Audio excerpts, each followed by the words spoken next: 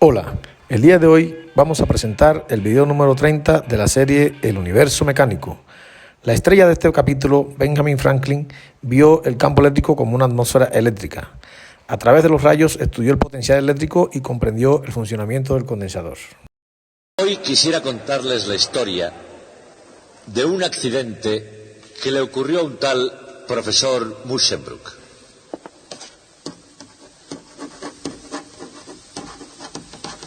De la Universidad de Leiden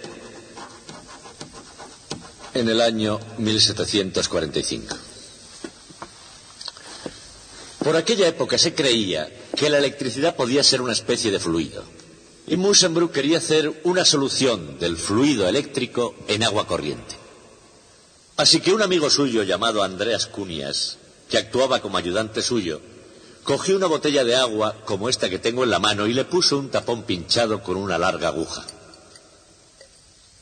Luego mantuvo la aguja en contacto con el polo de un generador electrostático, algo así como ese, para que el fluido eléctrico pudiera bajar por la aguja hasta el agua y crear la solución. Y entonces, cuando cogió la aguja para sacarla del agua, hizo un descubrimiento absolutamente sacudiente. Pero Musschenbroek no se desanimó en absoluto. Se encontró a sí mismo como voluntario y continuó su investigación. Y ese descubrimiento, que vino a ser conocido como la botella de Leiden, sería uno de los descubrimientos más importantes del siglo XVIII. Porque antes de esto, la electricidad era una mera curiosidad tan solo, pero después se convirtió en algo auténticamente poderoso. Para apreciar el impacto que este descubrimiento causó en su tiempo, tienen que entender algo del modo en que se hacía la ciencia. Los que se dedicaban a experimentar con la electricidad se llamaban electricistas y formaban una especie de hermandad que, como cualquier otra, tenía sus ritos y sus reglas. Ahora bien, en aquel tiempo había instrumentos rudimentarios que podían medir la cantidad de electricidad que se había producido. Pero todo electricista tenía orgullo: poder juzgar por sí mismo la fuerza de la electricidad sintiendo la sacudida que ésta producía. Igual que el chef de cocina prueba la sopa. Ningún electricista hubiera dado a conocer un experimento sin antes sentir esa sacudida. Bien, antes del descubrimiento de la botella de Leiden, eso era inofensivo. Pero después se convirtió en algo completamente diferente. No corrían buenos tiempos para los electricistas. El propio Musschenbroek, que fue el primero en sentirla, después escribió a un amigo que no volvería a hacerlo ni por todo el reino de Francia. A pesar de ello, todos los electricistas deberían sentir la sacudida, con una excepción: un alemán llamado Winkler, que galantemente permitió a su esposa que hiciera aquella prueba por él. Las botellas de Leiden resultaron muy fáciles de fabricar. Sin embargo, era muy difícil comprender por qué funcionaban. Pero lo más chocante quizá de todo este asunto fue, al final, de dónde provino la explicación. Procedía de un desconocido impresor de un pintoresco pueblecito llamado Filadelfia, del otro lado del Atlántico. Se llamaba, por supuesto, Benjamin Franklin.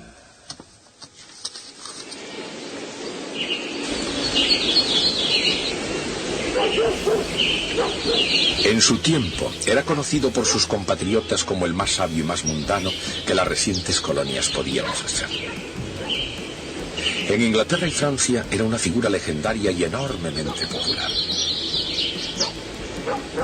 Hoy en día le recordamos como un hombre de Estado que se interesaba también por la ciencia. De hecho, era un jugador serio y muy importante en la historia de la ciencia.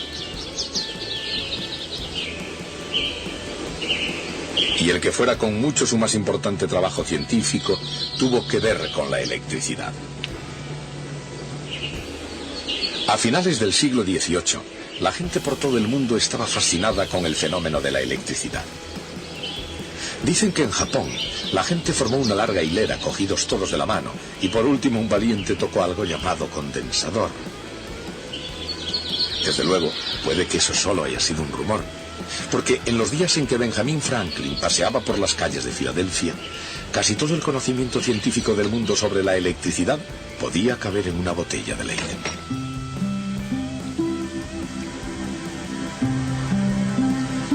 El profesor Musschenbroek y sus botellas de Leiden atrajeron una gran atención en Holanda. Y con los aparatos del señor Caberson, el profesor von Marum llevó a cabo el trabajo en la década de 1780. Pero más allá de los laboratorios, en particular al llegar hasta el famoso profesor de Filadelfia, el asunto de la electricidad sería positivamente peligroso.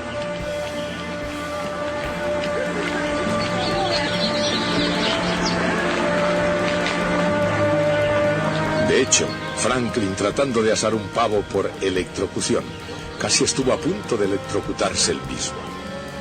Franklin describió los peligros de la electricidad en sus propias palabras. Parecía un soplo del universo por todo el cuerpo, seguido de un violento temblor en el tronco. Se me inflamó la mano.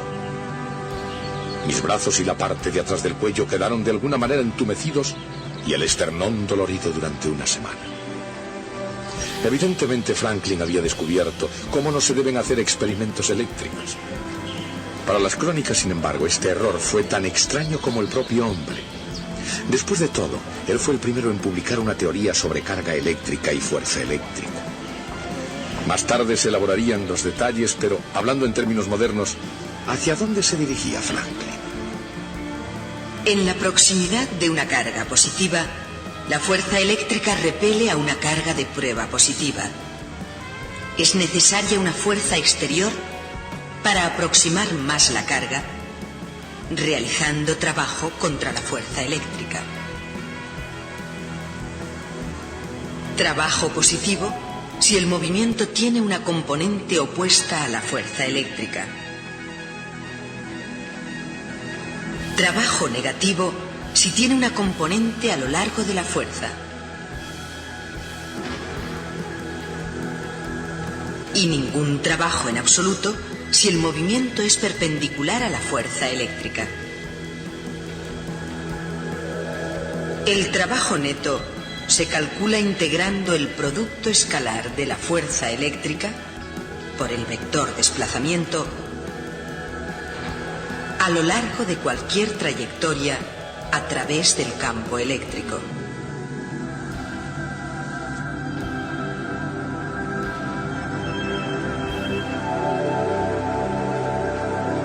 Ese trabajo neto es igual a incremento de U, el cambio en la energía potencial de la carga de prueba. Por supuesto, la fuerza eléctrica es la carga de prueba multiplicada por el campo eléctrico. Así, el cambio en la energía potencial es igual a la carga de prueba multiplicada por algo que depende solo de la trayectoria a través del campo. Ese algo, incremento de V, recibe el nombre de diferencia de potencial eléctrico y se mide en voltios. El potencial eléctrico o voltaje depende solo de la posición en el campo eléctrico. La diferencia de potencial es igual a menos la integral de E escalar diferencial de R a lo largo de cualquier trayectoria que una dos puntos.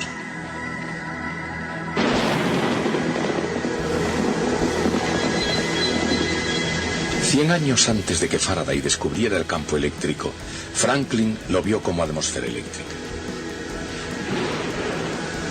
Según su teoría, la atmósfera surgía de un fluido eléctrico que penetraba todos los objetos sobre la Tierra. A su vez, todas las cosas eran como esponjas de unas especies que podían absorber el fluido eléctrico. Franklin decía que cuando un objeto absorbe demasiado fluido, está cargado positivamente de fluido eléctrico. Pero si un objeto no tiene suficiente fluido eléctrico, entonces está cargado negativamente. Decía que los objetos cargados positivamente y los objetos cargados negativamente se atraen mutuamente. Pero los objetos que están ambos cargados positivamente se repelen. Esos términos de Franklin, carga positiva y carga negativa, se utilizan todavía hoy, pero con una mejor comprensión, sus significados han cambiado. Actualmente se entiende que hay de hecho dos tipos diferentes de electricidad: carga positiva y carga negativa, y que todos los objetos en la naturaleza contienen ambos tipos. No obstante, Franklin se había dado cuenta correctamente de que la carga eléctrica es algo que nunca se crea ni se destruye, sino que meramente fluye de un objeto a otro. Esas opiniones de tan largo alcance ganaron a Franklin la aclamación como primer científico del mundo en el campo de la electricidad. Pero fue la prensa de imprimir, y no la ciencia, lo que le dio fortuna y durante el proceso extendió su fama. Fue aprendiz en el Nuevo Correo de Inglaterra y editor de la Gaceta de Pensilvania, y finalmente el almanaque del pobre Richard le hizo ciertamente rico.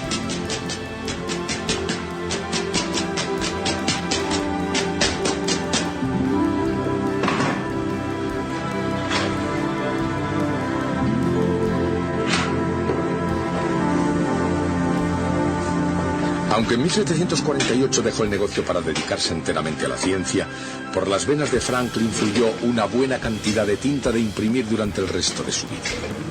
Nunca estuvo satisfecho solamente con leer y escribir los sucesos de su época.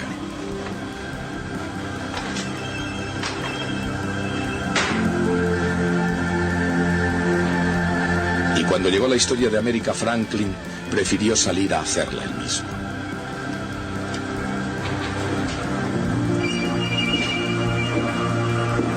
Y así como la presencia de Franklin fue importante en las colonias, en Europa era una figura completamente legendaria. Fue una figura enormemente popular en Inglaterra y Francia, profundamente admirado como hombre de Estado, como filósofo y como científico, que increíblemente había surgido de las incivilizadas colonias americanas. Fue también muy afortunado a lo largo de toda su vida. Solo unas horas antes de tener que presentar sus credenciales ante la corte de Luis XVI, se dio cuenta de que la peluca empolvada y el traje de ceremonia que le habían preparado le estaban demasiado pequeños. Franklin apareció audazmente con traje de calle y su propio pelo, y en vez de ser ridiculizado, fue inmediatamente aclamado como hijo de la naturaleza de los bosques del interior. Pero aún eso no representaba hasta dónde se extendía su fama. Se le reconocía como inventor por una serie de buenas razones.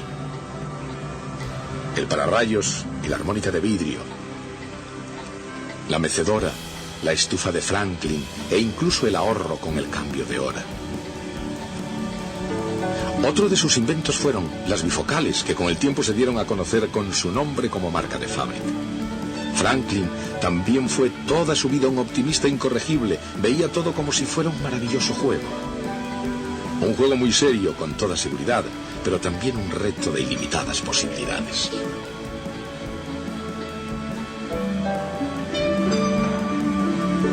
¿Qué se siente al flagelar un torbellino de aire con un látigo o al cazar relámpagos con una cometa? Franklin era el único hombre sobre la Tierra que podía responder a esas preguntas por propia experiencia. Sobre el mar o sobre la tierra, Franklin estudió todo lo que su mente podía captar y escribió todos sus trabajos con mucho detalle. En parte, Franklin fue llamado doctor por sus escritos sobre la enfermedad y la práctica de la medicina. Suministró, como otros, electrochoques para el tratamiento de la parálisis y de sus diversas formas. Sin embargo, a diferencia de sus contemporáneos médicos, concluyó finalmente que el único beneficio de tal tratamiento de choques venía del ejercicio que los pacientes realizaban caminando hasta y desde su casa para ser visitados. Pero desde un punto de vista científico, lo más excitante fue, y continúa siendo, su agudeza sobre el propio fluido eléctrico. Aunque retrospectivamente no sea difícil encontrar dos o tres imperfecciones en la teoría del Dr. Franklin, fue su teoría la más avanzada de su tiempo y en su conjunto era correcta. Su fluido eléctrico contenía la chispa de las cosas por venir.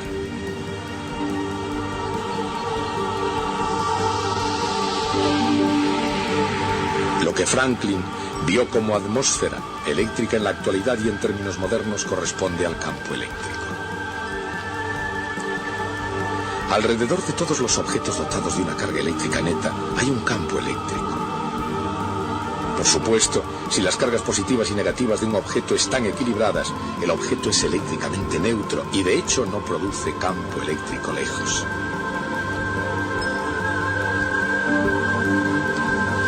Pero incluso además el campo electrostático en el interior de cualquier pieza de metal es cero, lo que significa que una carga de prueba no sufriría ninguna fuerza en absoluto en el interior de la pieza de metal. Y eso es verdad incluso si el metal tiene una carga eléctrica neta. Eso es porque la carga se acumula en la superficie hasta que en el interior no quede campo que la haga moverse. Por supuesto, conductores cargados eléctricamente crean campos eléctricos fuera de ellos mismos.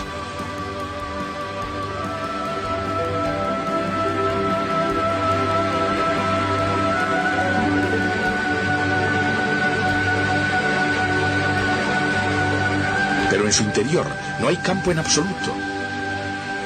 Y como entre dos piezas de metal cargadas eléctricamente con cargas de signo contrario hay campo eléctrico, entre ellas tiene que haber una diferencia de potencial.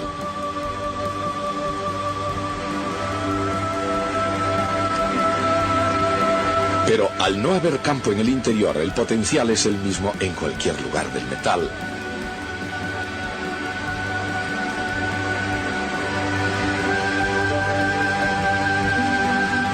De modo que cada pieza de metal es una región de potencial constante. La diferencia de potencial entre dos piezas de metal depende de cuánta carga neta tenga cada una. La carga negativa reduce el potencial.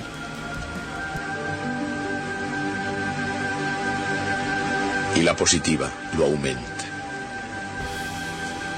Por supuesto, en el siglo XVIII el doctor Franklin no estaba en condiciones de poder hacerse una idea muy clara del potencial eléctrico, pues incluso ese concepto era desconocido en aquella época. Pero tuvo un enorme conocimiento de la electricidad que él compartía con frecuencia con sus colegas europeos. Y como el más sabio de América, Benjamin Franklin también prestó una atención considerable a las grandes inteligencias del pasado, especialmente a Sir Isaac Newton. Franklin estaba bien informado de la teoría de Newton de la gravitación universal y sabía que la fuerza de la gravedad de Newton une el universo al hacer que las masas se atraigan unas a otras. A Franklin le habría gustado formular una ley semejante, una ley de la fuerza eléctrica. Pero no funciona porque, al contrario de la gravedad, hay dos clases de carga eléctrica. Las cargas eléctricas que son distintas se atraen mutuamente y las cargas que son iguales se repelen.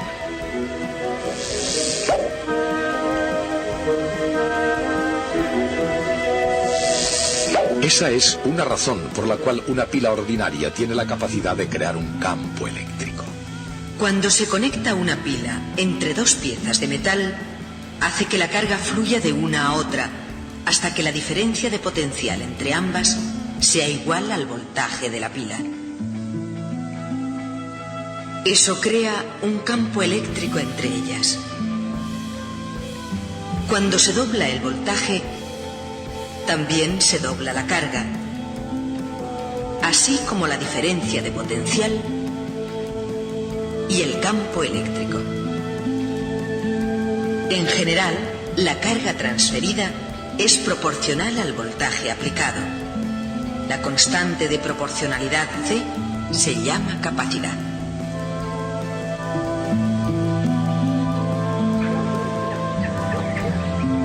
Mucho antes de que existiera un condensador moderno, y mucho menos los medios y las matemáticas para poder ilustrar cómo funciona, todo el mundo conocía los relámpagos. Pero para descubrir en el mundo de las ciencias naturales el papel de los relámpagos, había que seguir a Benjamin Franklin en su estudio de la propia electricidad. De todos los electricistas del siglo XVIII, solo Franklin había visto los rayos en su realidad. Enormes chispas de electricidad, no diferentes del tipo de las que él podía crear en su laboratorio. Sobre el papel había una base para su teoría. Primero se tiende una barra metálica, el pararrayos, desde el tejado de un edificio. Después se coloca un alambre junto al pararrayos. En teoría, la barra extraería algo de electricidad del cielo tormentoso y saltaría una chispa desde el metal al alambre. Estas instrucciones ya se habían impreso en Inglaterra antes del experimento. Thomas François Dalibard las había seguido al pie de la letra y en las afueras de París llevó a cabo el experimento con éxito. Franklin, desde luego, no sabía nada de esto cuando se enfrentó con el poder de la madre naturaleza, y en todo caso, cuando le llegó el momento de poner en práctica su propia teoría, lo hizo de una forma mucho más peligrosa. En vez de utilizar un pararrayos para atraer la electricidad del cielo, utilizó una cometa. Un simple aparato hecho con unas varillas y un pañuelo de seda, y en lugar de un alambre separado, sujetó una llave de metal a la cuerda de la cometa. En la fatídica noche del experimento observó unos hilos sueltos colgando de la cuerda de la cometa. Entonces, tal y como había previsto valientemente, las chispas saltaron. Y cuando pasaron de la llave a sus desnudos nudillos, Franklin sintió entonces algo que ya nunca podría olvidar. Pero en realidad, el más grande descubrimiento de Franklin no se hizo realmente con rayos. Se hizo con botellas de Leyden. Con ellas, más que con un cielo tormentoso, Ben Franklin revolucionó la ciencia de la física. Otros físicos suponían que cuando cargaban de electricidad una botella, le estaban añadiendo grandes cantidades de electricidad. Pero Franklin sabía más. Y con su conocimiento fue el primero en comprender cómo funcionaba un condensador. Se dio cuenta de que el fluido eléctrico no se creaba ni se destruía, simplemente fluía de un lugar a otro. En una botella de Leyden fluía desde el conducto del interior de la botella al conducto del exterior. Dicho de otra forma, la botella de Leyden fue el más primitivo condensador eléctrico.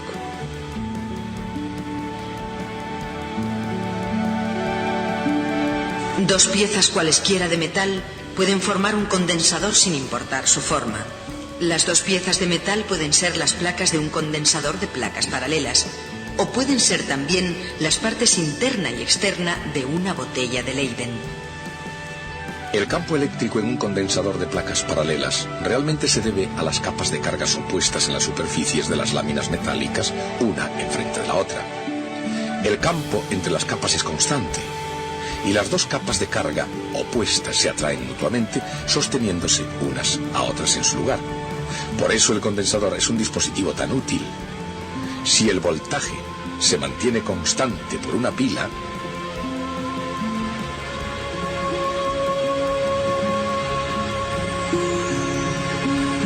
la carga y por tanto la capacidad cambia inversamente a la distancia entre las placas y es directamente proporcional al área de las mismas.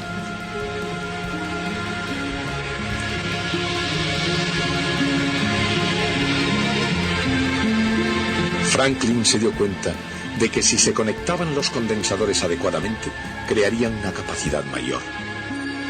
Adecuadamente significaba en paralelo. Una serie de botellas de Leyden, una a continuación de otra, de hecho, creaba una capacidad más pequeña, pero un grupo de botellas de Leyden en paralelo mostraba ser una excelente combinación. Y Franklin lo llamó batería eléctrica, otro término que tiene hoy un significado diferente. Pero lo importante no es el término, es la idea. Y solamente Benjamin Franklin se dio cuenta que no se necesitaba una botella de Leyden para conservar la electricidad. Un simple par de placas de metal paralelas harían el mismo efecto. A pesar de sus inexactitudes poco frecuentes, el estudio de Franklin sobre electricidad fue un hito científico, pero aún así siempre se recordará más a Ben Franklin como un hombre de Estado y un notable funcionario público. Aquí en Filadelfia creó el primer hospital público, la primera biblioteca pública y el primer servicio de bomberos. Como delegado en el Congreso de Albany en 1754, fue tan osado como para proponer una unión de las colonias.